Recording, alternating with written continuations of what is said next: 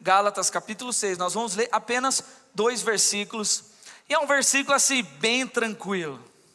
Vocês vão ver que é aquele versículo assim que, sabe, deixa a gente feliz, animado assim, vocês vão ver. Gálatas capítulo 6, versículos 7 e 8 diz assim: não se deixem enganar, ninguém pode zombar de Deus. A pessoa sempre colherá aquilo que semear. Quem vive apenas para satisfazer sua natureza humana, colherá dessa natureza ruína e morte. Mas quem vive para agradar o Espírito, colherá do Espírito a vida eterna. Amém? Fecha o olho aí, vamos orar então. Pai, eu te agradeço por essa noite incrível, Senhor, que nós já estamos vivendo na Tua presença, Senhor. Eu te agradeço porque eu tenho certeza, Pai, que a Tua presença está nesse lugar, e nós somos gratos a Ti, Pai, por podermos desfrutar do ambiente de adoração, do ambiente de graça do Senhor, Pai. E nós te pedimos, Pai, que nesse momento a Tua palavra possa falar aos nossos corações, que a Tua voz seja ouvida nesse lugar, que eu, Senhor Jesus, como homem que sou, não ministre nada daquilo que está no meu coração, mas que seja a Tua voz, a voz do nosso bom pastor, que é o Senhor Jesus, sendo a voz que fala nesse lugar, a voz que ministra nesse lugar, e que todos nós sejamos transformados pelo Teu Evangelho, Senhor, nessa noite, em nome de Jesus. Amém e amém. Glória a Deus. Bom, a verdade é que esse texto, ele trata de uma lei, vamos dizer assim, que é muito conhecida para a galera que está acostumado com o linguajar da igreja, que é chamada da lei da semeadura. Quem já ouviu falar sobre isso? Lei da semeadura. Lei da semeadura nada mais é do que aquilo que você planta é aquilo que você colhe. Não adianta você querer plantar uma árvore de jabuticaba e querer comer maçã, não tem como, porque a jabuticabeira vai dar o quê? Jabuticaba. Então essa lei daquilo que você planta, aquilo que você colhe é um fato na vida de qualquer ser humano, é um fato na vida de todos nós. E o que eu quero que você comece a pensar comigo é que, eu não sei se sou só eu, mas eu tenho certeza que quase todos aqui, nós estamos sempre pedindo algumas respostas para Deus. Nós estamos sempre buscando alguns direcionamentos de Deus para algumas coisas, para algumas áreas da nossa vida. A gente está sempre buscando isso.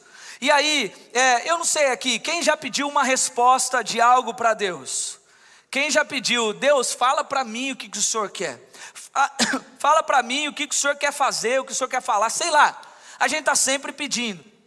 E aí, nós vamos, nesse contexto de vida, se acostumando a pedir coisas para Deus, a pedir respostas para Deus, porque a gente sabe, a gente é ensinado, e essa é uma verdade bíblica, de que tudo aquilo que a gente pede para Deus, nós recebemos quando pedimos de todo o coração. É claro, e eu tenho certeza que há muitos testemunhos aqui de pessoas que pediram respostas para Deus de coisas às vezes que não tem nem nada a ver com a gente mesmo, e Deus foi respondendo. Agora, a questão aqui que eu quero que você pense, junto comigo, é que na nossa vida, além de nós recebermos respostas e continuarmos pedindo coisas para Deus, você já parou para pensar que Deus também pede algumas respostas de nós? Você já parou para pensar nisso? Há algumas respostas que Deus, Ele espera que eu e você respondamos. Como assim respondamos? São respostas que nós precisamos dar na nossa vida diante das coisas que nós vamos vivendo e vamos enfrentando. São respostas que diante do inimigo, muitas vezes, diante dos problemas que surgem para a sua vida, diante das tentações que surgem para a sua vida, Deus espera que você dê as respostas certas. Deus não quer que você responda algo errado diante de alguma situação. Não, Deus espera que a gente dê as respostas certas nos momentos em que somos tentados. Ah, mas como assim? Que respostas são essas? Há muitas respostas, mas eu vou dar alguns exemplos aqui para vocês. Por exemplo, a resposta de obediência. O que a palavra diz? Quando Jesus estava falando, ele diz: aquele que me ama, se vocês me amam, obedecem aos meus mandamentos. Não é isso que a palavra diz? Então, Deus espera que diante de uma situação em que nos é oferecido uma situação de desobediência, Deus espera que a gente responda com obediência. Outro exemplo, santidade. A Bíblia diz: porque está escrito, sede santos como eu sou santo. Ou seja, numa oportunidade que você tem de fazer algo que te fere a santidade, qual é a resposta que Deus espera de você? Uma resposta favorável à santidade. Uau! Todo mundo está entendendo? Quer ver outro exemplo? Fidelidade.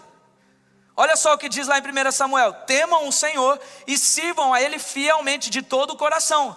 Pensem em todas as coisas maravilhosas que Ele fez por você. Ou seja, diante de uma situação onde você tem a oportunidade de ser infiel a Deus, lá o texto de Samuel diz: sirvam a Ele fielmente. Traduzindo aqui, é você não trocar o seu tempo de Deus, você não trocar nada do que é de Deus por outras coisas. Deus espera que a gente responda com fidelidade. Quer ver outra coisa? Deus espera que a gente responda com amor. Diante de uma situação em que você é injustiçado na tua escola, no teu trabalho, na tua faculdade, seja lá onde for, sabe aquela raiva que dá, que você quer, sim, com toda a calma do mundo, você quer matar a pessoa? Deus espera que você responda a uma situação dessa com amor. O amor que é misericordioso, assim como o amor de Jesus por mim e por você. Agora, não é difícil fazer isso? É claro que é difícil. Ninguém está dizendo aqui que é fácil. Mas o ponto aqui é que há um problema nisso. É que quando nós estamos nessa jornada nossa com Deus, a gente às vezes acaba pedindo tantas coisas para Deus, querendo viver tantas coisas boas, querendo receber as bênçãos de Deus, querendo um monte de coisa, e a gente acaba fazendo desse ambiente de relacionamento com Deus um pátio de barganha. Ah, como assim barganha? Está ali, né? Que barganha. Vira para quem está do seu lado e fala: que barganha, hein? Não, você não falou com a entonação certa. Fala assim: que barganha, hein? Olha só que interpretação de vocês.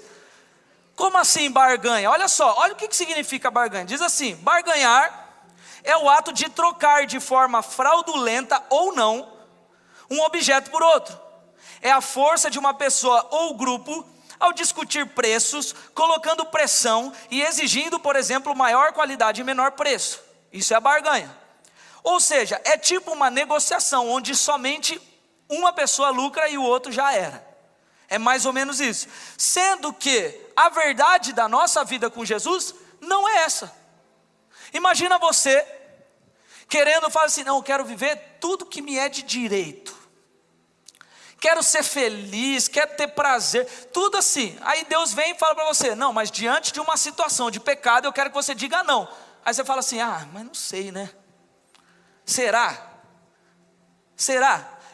Significa que você está fazendo uma barganha. Porque na hora de pedir respostas para Deus a gente quer, mas na hora de dar respostas que são favoráveis à nossa vida com Deus a gente não quer. Entendeu? Então o que acontece? Olha o que diz em Lucas 9:24: pois quem quiser salvar a sua própria vida, a perderá. Mas quem quiser ganhar a sua própria vida, o que diz? Quem perder a sua própria vida, por minha causa, a ganhará. Ou seja, a lógica de Jesus é tipo assim: quer salvar a sua vida? Perde ela. E quem perder essa vida por amor de Jesus, ganha a vida. Olha que loucura. Olha que maluquice. E aí o que eu quero dizer com isso é que na nossa jornada, e você sabe bem do que eu estou dizendo, a gente acaba muitas vezes topando barganhar a nossa vida com Jesus por qualquer coisa. A gente topa trocar o nosso relacionamento com Jesus. A gente troca as respostas que Ele pede que a gente dê certa por simplesmente algo que eu acho que é só bom para mim mesmo. Ou seja, é colocar aqui aquilo que Deus espera de você abaixo dos seus próprios interesses, dos seus próprios prazeres, das coisas que nos parecem ser boas, mas que na verdade a gente sabe que só nos afastam de Deus. E aí, gente, o que acontece? A gente topa mudar algumas coisinhas na nossa vida. Aqui eu não estou falando de você topar, simplesmente falar assim, quer saber? Vou abrir mão da minha vida de crente, vou tacar o pé no mundão e dane-se. Não é isso que eu estou falando. O que eu estou querendo dizer é algumas brechinhas que a gente vai abrindo e permitindo que aquela vírgulazinha na negociação da nossa vida cristã. E aí, o que acontece? A gente acaba indo para um caminho que não é o caminho que Deus quer de mim e de você. Pra você ter uma ideia, eu já conheci muita gente que já teve aqui na igreja, no meio da gente, sabe aquela pessoa que quando você falta no culto, a pessoa te cobra? A pessoa, cara, você fala assim, cara, eu quero ser que nem essa pessoa, cara.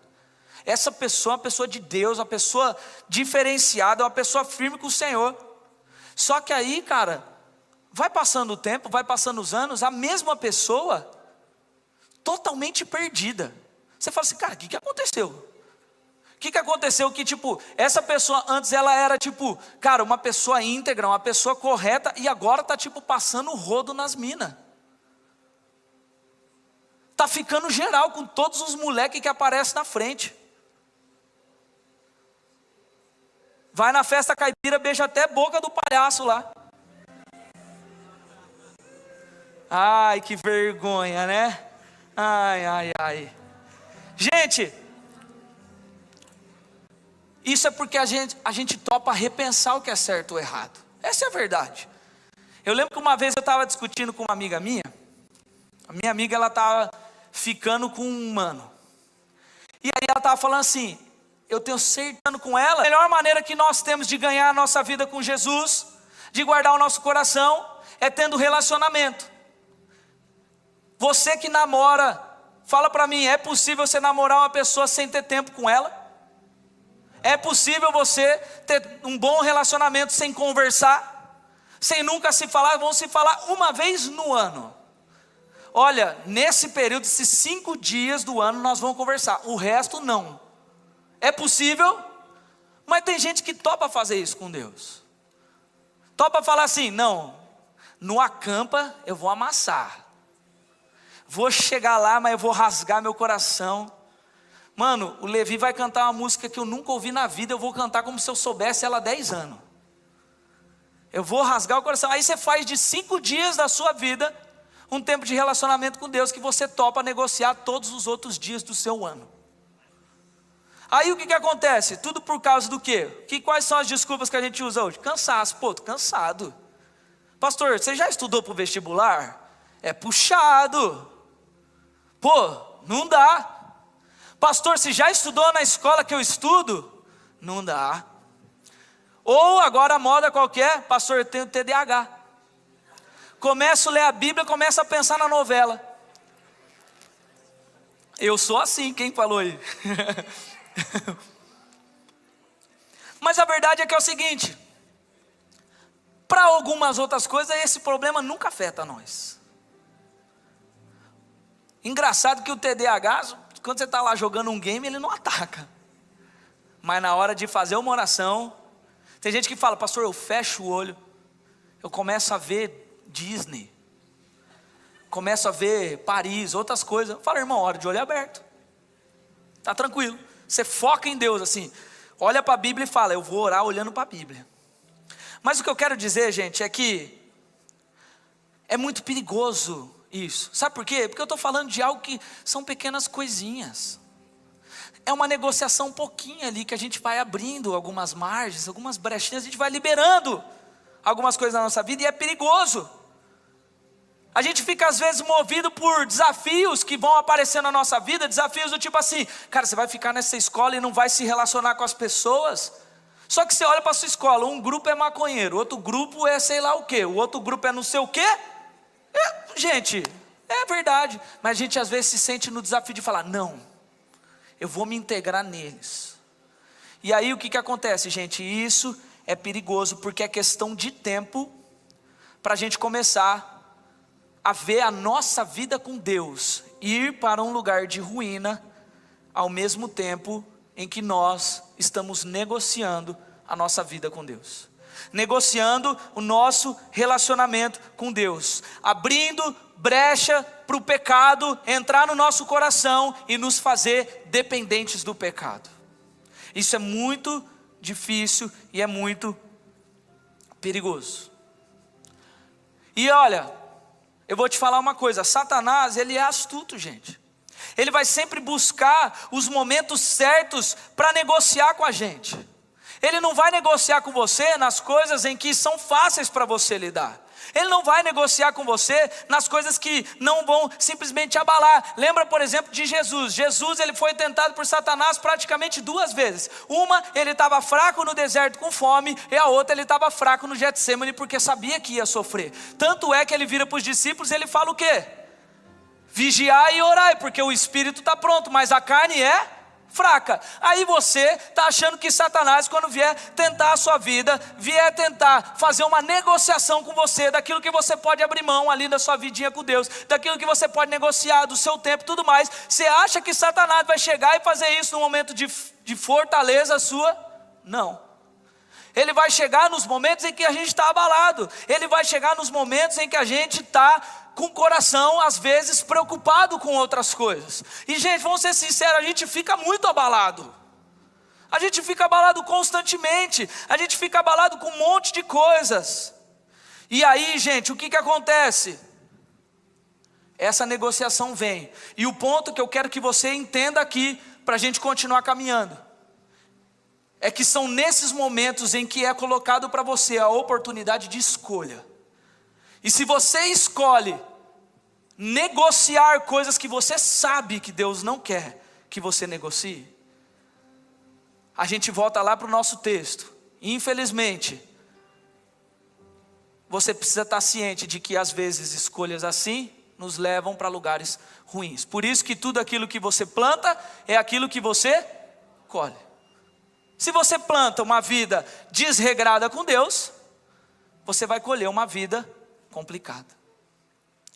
Agora, só para exemplificar melhor tudo isso aqui que eu estou dizendo, olha só o que Gênesis capítulo 3, um texto que todo mundo conhece, nem precisa abrir. Gênesis capítulo 3, do versículo 1 ao versículo 8, a Bíblia diz o seguinte, olha só.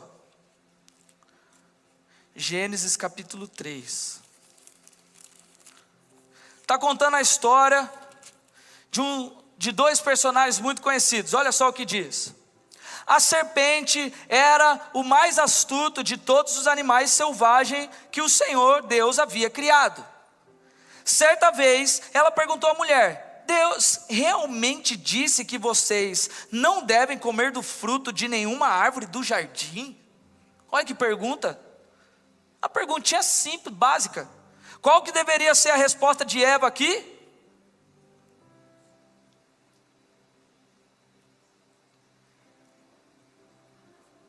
É isso, né?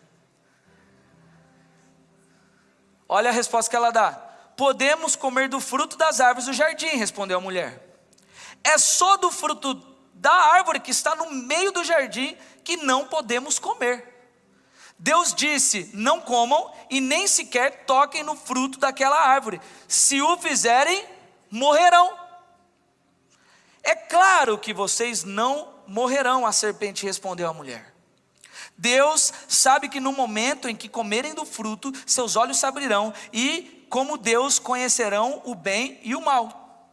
Aí olha só, a mulher viu que a árvore era linda e que seu fruto parecia delicioso e desejou a sabedoria que ele lhe daria. Assim, tomou do fruto e o comeu. Depois deu ao marido que estava com ela e ele também comeu. Naquele momento, seus olhos se abriram e eles perceberam que estavam nus.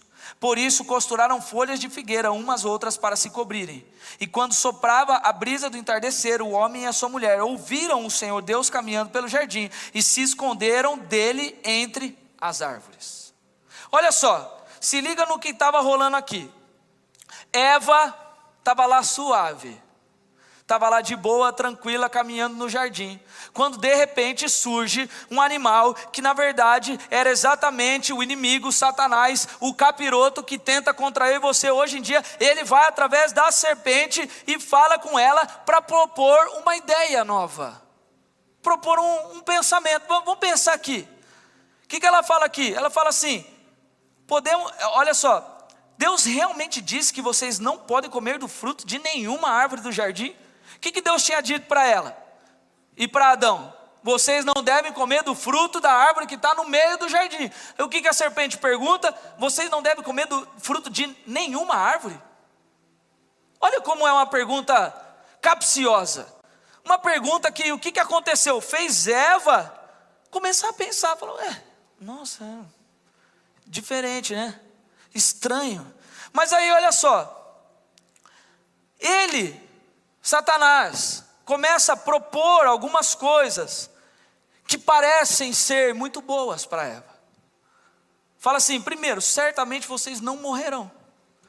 Primeiro, está tranquilo. Não vai dar nada. Você já ouviu isso de alguém? Não vai dar nada, mano. Bora. Vai dar nada. Ninguém vai saber. Aí, o que começa a acontecer? Eva começa a cogitar, falando, nossa, é verdade. Olha o que o texto diz, fala assim, Eva olha para o fruto e vê que a árvore era muito bonita.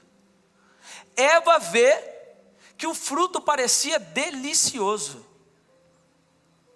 E aí, o que começou a acontecer? Qual que era a resposta rápida que Eva teria que dar para a serpente naquele momento?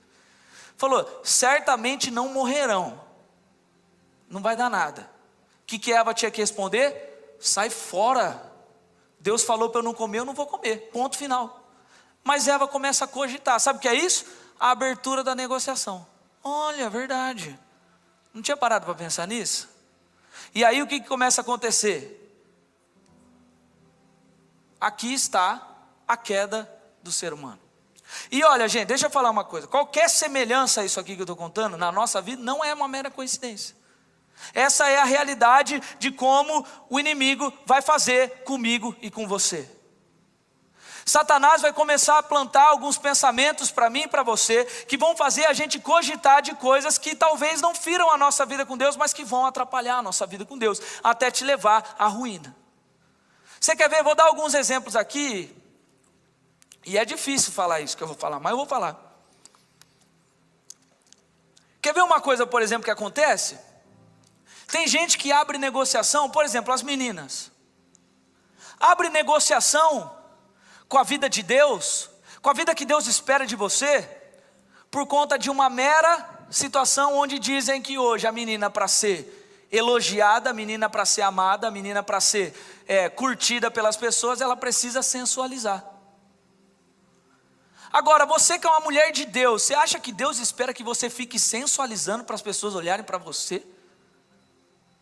Aí você pensa o seguinte, mas não dá nada, eu só vou pôr essa roupa. Eu só vou postar uma foto minha que mostra o meu corpinho. Cuidado, porque é uma negociação. Quer ver outros meninos? Tem gente, um monte de moleque que boca suja. Na escola fala palavrão o tempo todo. Aí chega aqui na igreja e fala, nossa, não, porque a vida inteira acostumado, né? Ou a galera lá fala, acaba saindo. Cuidado, mano. Você está negociando teu testemunho.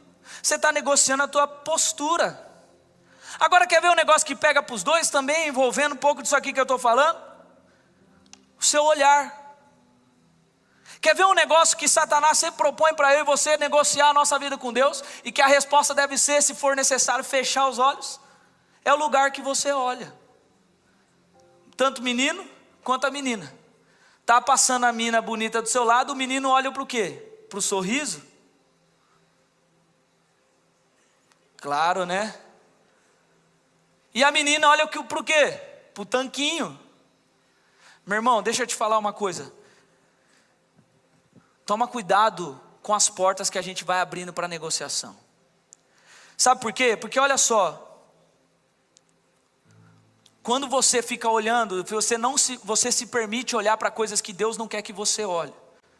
Quando você começa a abrir portas de negociação para coisas que Deus não quer que você negocie, depois não vem culpar Satanás quando estiver sendo tentado na fraqueza. Porque quem abriu a porta para a negociação foi você. Lembra? Tudo aquilo que você planta, você colhe. Sabe uma coisa que eu vejo muito? Um monte de menina que se reúne, e isso é maravilhoso, gente, é muito legal. As meninas saem, rolê Girls Night. Passa a night inteira falando de quem? De Jesus que não é. Só fala dos moleque. Só fala dos meninos. Aí sabe o que começa a acontecer? Vai falando dos meninos. Todo sábado sai, fica reunido falando dos moleques. Os moleques é a mesma coisa, fica falando das meninas. Aí fica lá. Aí sabe o que acontece? Vai passando um mês depois. Pastor, eu preciso marcar um gabinete com você. Porque eu estou com o meu coração destruído. Porque eu não sei, eu estou...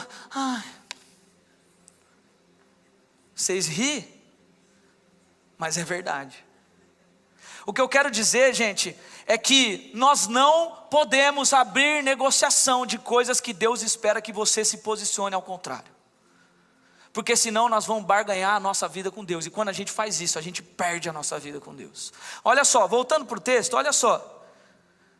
Quando aconteceu isso aqui, depois que a Eva comeu, Adão comeu do fruto, eles ficaram com vergonha, ou seja, eles foram tomados por vergonha, o pecado começou a acusar eles naquele momento, e aí, o que acontece? Cara, eles perdem o que de mais valioso eles tinham, eles perdem o que de mais poderoso eles tinham, a vaca vai para o brejo. Então presta atenção numa coisa, quando nós topamos negociar o nosso relacionamento com Deus com o pecado, quando nós topamos abrir brechas, vai acontecendo várias coisas, como por exemplo, a gente perde a nossa identidade. Quer ver uma coisa triste? Pessoas que olhavam para você e antes te viam como um exemplo no proceder, um exemplo na postura, agora olham para você e falam, cara, essa menina está perdida, está ficando com todo mundo. Quando olha para você e fala assim, cara, esse cara era um cara de Deus, agora nem aparece na igreja mais. Esse cara não vem na igreja mais. Sabe o que começa a acontecer também? Você começa a se isolar. Você começa a ficar afastado de Deus, afastado das pessoas. Você começa a achar que o ministério, que a igreja já não é mais um ambiente para você, de que tudo já perdeu o sentido. Aí a gente começa depois a culpar a Deus pelos nossos BOs. Fala, Deus não fala mais comigo, Deus não toca mais na minha vida, Deus não cuida do meu coração. E a verdade é que a gente vai esfriando espiritualmente. E eu quero que você pense comigo agora. Talvez todos nós temos em algum pedacinho da nossa vida algo em que a gente às vezes topa negociar. Uma pequena brechinha, uma pequena aberturinha. Talvez uma coisinha que você fala, uma olhadinha para o que não deveria, uma coisinha pequena, talvez todos nós. Porque eu quero que você pense nisso, porque a verdade, gente, e olha, não é fácil pregar sobre isso aqui não, porque é difícil, cara, é difícil a gente falar dos nossos problemas, porque eu me incluo nisso tudo que eu estou falando. Só que tem uma verdade nessa palavra, que é absoluta também. É de que mesmo a gente topando negociar muitas vezes o nosso relacionamento com Deus, Deus ainda assim nunca nos abandona. Deus nunca deixa de estar conosco. Você quer ver um exemplo? Davi, quando era um rei vitorioso, estava fazendo tudo certo, Deus estava onde? Estava com ele. Aí Davi vai, comete o pecado do adultério, comete o pecado do assassinato, fica todo aquele clima ruim, aquele clima tenso, negócio mau, e quem estava lá, falando com ele através do profeta, cuidando dele, quem estava lá? Deus também estava. Isso significa que ele foi livre da consequência do seu erro? Não. Mas Davi continuou sendo um homem segundo o coração de Deus. Então o que eu quero que você entenda é que talvez tem coisas que a gente tem permitido negociar, tem coisas que a gente tem permitido repensar na nossa vida com Deus, tem algumas brechas que a gente abre e algumas brechas que a gente às vezes é intencional de ficar pensando, mas não é tão assim, mas talvez, tudo isso que estão nos afastando do Senhor. Estão fazendo você que era um menino de Deus, uma menina de Deus, um menino com propósito, uma menina com propósito, hoje está sem propósito nenhum. está perdido. Mas a verdade é que Deus ainda está conosco. Deus ainda está aqui esperando você voltar. E aí eu só quero que você pense comigo em duas coisas muito simples, que é importante para que a gente tenha como atitude da nossa vida, não só hoje, mas todos os dias da minha vida. Todos os dias são atitudes que eu e você temos que ter diante dessas coisas que acontecem. A primeira delas é que nós precisamos fazer uma autoanálise e corrigir as nossas paixões e os nossos hábitos. Você pode dizer isso para quem está do seu lado? Fala assim: faça uma autoanálise e corrija as suas paixões. Só para você entender, olha só, 1 João capítulo 2 diz: não amem este mundo nem as coisas que ele oferece, pois quando amam o mundo, o amor do Pai não está em vocês, porque o mundo oferece apenas o desejo intenso por prazer físico, o desejo intenso por tudo que vemos e o orgulho de nossas realizações e bem. Isso não provém do Pai, mas do mundo, e este mundo passa e tudo com ele, tudo que as pessoas tanto desejam, mas quem faz o que agrada a Deus, vive para sempre. Sabe o que esse texto está dizendo? Está dizendo que nós não devemos amar as coisas do mundo, não devemos amar as paixões do mundo, não devemos amar as propostas que o mundo nos faz, não devemos amar a possibilidade de fama, a possibilidade de dinheiro, a possibilidade de relacionamentos, nada disso nós devemos amar mais do que o Senhor, porque se nós colocarmos isso à frente, nós tendemos a deixar com que tudo isso passe, inclusive a nossa vida. Mas quem coloca Deus acima de tudo, quem coloca Deus como o principal da sua vida, vive para sempre. Todos os dias você precisa olhar para você mesmo e fazer uma autoanálise, olhar para você e falar: como é que eu estou respondendo às minhas lutas diárias? Como Deus espera que eu responda, ou como o meu coração, que é problemático, quer responder? Mas eu estou falando, gente, de verdade, isso aqui não é só, estou falando assim, jogado não. Estou falando uma parada real mesmo, de verdade. Quem aqui acha que pode se auto-enganar? Levanta a mão. Porque, gente, deixa eu falar uma coisa para vocês. É impossível você se auto-enganar, porque você sabe exatamente as coisas que você faz. Você pode até tentar enganar os outros, mas enganar você mesmo você não consegue. E principalmente enganar a Deus também não dá. Agora, quando nós fazemos essa autoanálise sincera, a gente começa a ver de que talvez eu precise me fazer vulnerável para Deus e corrigir as minhas paixões, corrigir as minhas atitudes, porque enquanto eu não corrigi-las, eu nunca vou conseguir parar de negociar minha vida com Deus. Diante do pecado que vem, diante das coisas que vão acontecendo, a gente vai caindo, mas se todos os dias você fizer uma autoanálise e uma correção de rota, todos os dias, você vai conseguir muito mais se manter firme com o Senhor Jesus, começar a afastar os hábitos do pecado da sua vida para vir com os hábitos de Deus. Nós falamos muito hoje no treinamento da intercessão sobre uma vida de santidade, e o quanto que Deus está disposto a nos ajudar nisso, o quanto Deus libera a sua graça para nos ajudar, para nos transformar. Mas parte de você todo dia olhar para a sua vida, fazer aquele check-up doido e falar: putz, talvez hoje eu precise me arrepender diante de Deus, colocar minha vida diante de Deus. E uma segunda coisa e última para a gente acabar, uma atitude importante, está no texto que nós falamos lá de Lucas no capítulo 9, que é: negue-se a si mesmo e seja transformado pelo poder de Deus. Diga para quem está do seu lado, fala assim: negue-se a si mesmo. Olha só, Jesus disse à multidão: se alguém quer ser meu seguidor, negue-se a si mesmo, tome diariamente a sua cruz e siga-me.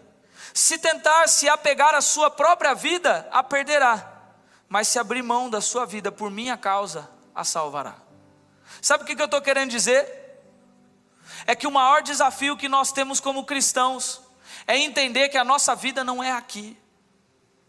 É entender que aquilo que a gente vive aqui é muito pouco perto daquilo que Deus tem preparado para nós na eternidade. Agora, se você não topar, negar os seus desejos, negar você mesmo, tomar a sua cruz e começar a caminhar em direção ao Senhor, se você não topar, começar a falar não para Satanás na cara dele rápido quando ele te tentar, a verdade é que nós vamos abrindo as brechas, abrindo a margem e negociando o nosso coração, que é da onde vem as fontes da nossa vida, que é a coisa mais poderosa que Deus te deu para você guardar. Nós vamos negociando por preço barato. Sabe o que é isso? É a barganha. É você topar fazer algo que aparentemente é só para o teu próprio benefício, para o teu próprio prazer, mas que no final só traz ruína para a nossa vida. Vocês entenderam? Difícil isso, não é? Mas essa é uma verdade para nós pensarmos nessa noite, todos nós juntos. Eu quero convidar você a ficar em pé agora para nós orarmos. E eu quero já pedir para você, enquanto você fica em pé, você já fechar os seus olhos onde você estiver.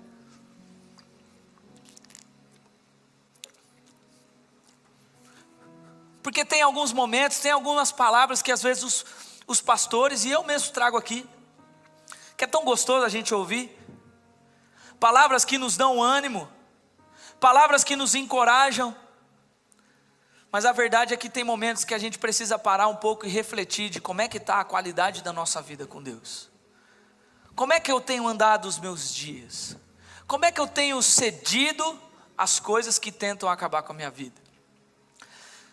Será que você ao longo do tempo tem mudado algumas atitudes suas? Será que no último ano coisas que você foi permitindo entrarem no seu coração foram tirando a tua vida com Deus? Foram te transformando numa pessoa em que antes as pessoas admiravam, mas agora não confiam mais. Pessoas que antes as pessoas olhavam e falavam, cara, o testemunho dessa pessoa me constrange. Mas hoje, as pessoas olham para você e só vê uma pessoa que topa abrir mão das coisas que antes eram certas de Deus por qualquer coisinha. Por qualquer prazerzinho. Por qualquer momentinho. Então agora todos nós, de olhos fechados, eu quero convidar você a começar a fazer uma análise dentro do seu coração. Será que algumas coisas que nessa noite você precisa colocar diante de Deus e falando, Senhor,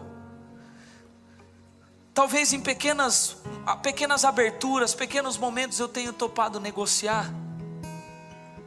Porque se há alguma coisa nessa noite dentro do seu coração, o mesmo Deus que estava com Davi em todos os momentos é o Deus que nos chama ao arrependimento. É um Deus que nos chama a entregar diante dele e ouvir falar assim, Senhor, eu tenho aberto uma negociação e eu tenho saído perdendo no final das contas. Eu tenho plantado coisas que só me afastam do Senhor, mas hoje eu quero corrigir isso, para começar a colher uma vida contigo, começar a colher uma vida cheia do teu Espírito Santo, uma vida de transformação do teu evangelho. Então nós vamos cantar uma música aqui agora, e assim que nós cantarmos eu quero orar por você. Mas eu quero convidar você nessa noite, você, todos nós que estamos aqui de olhos fechados, enquanto você vai fazendo essa análise, nós vamos cantando. Se há algo que você precisa hoje falar, Senhor, eu tenho negociado, mas hoje eu quero fazer um novo compromisso com o Senhor. Eu quero convidar você a sair do seu lugar e nesse altar, fazer desse altar um altar de compromisso com Deus. Um altar de fechar portas para os pecados, para as negociações, para as coisas erradas que você tem olhado, que você tem buscado, que você tem falado. E nesse altar, renascer para algo novo do Senhor, renascer para uma vida nova com o Senhor. O Senhor nos chama a nos entregarmos a Ele todos os dias, e é isso que eu quero desafiar você nessa noite. Então enquanto nós cantamos, se o Senhor estiver falando com você aí onde você está, sem ter nenhum tipo de vergonha, sem ter nenhum tipo de orgulho de quem você é, eu quero convidar você a sair do seu lugar e se colocar diante do Senhor.